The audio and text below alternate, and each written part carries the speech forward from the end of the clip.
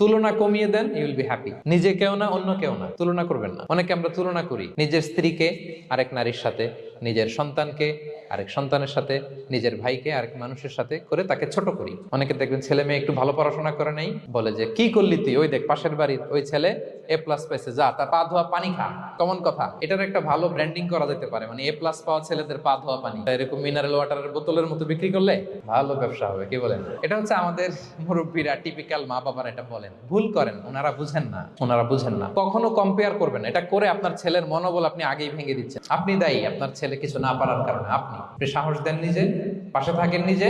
A+ যারা পাইছে ওর পা ধোয়া পানি খেতে বলছেন যে, এই জন্য ওকে, ওই ছেলেকে আল্লাহ A+ পাওয়ার জন্য বানাইছে, আল্লাহ ওকে ওই মেধা দিচ্ছে, কিন্তু আপনার ছেলেরা আবার আল্লাহ তাআলা অন্যদিকে মেধা বাড়ায় দিচ্ছে। সে ওইটা পারবে, ওইটা ওই A+ ওয়ালা জীবনও পারবে না। আপনার ছেলে যেটা পারবে 10টা A+ হোল্ডার ওইটা পারবে না, কারণ প্রত্যেককে আল্লাহ আলাদা আলাদা ফিচার দিয়ে, কোয়ালিটি দিয়ে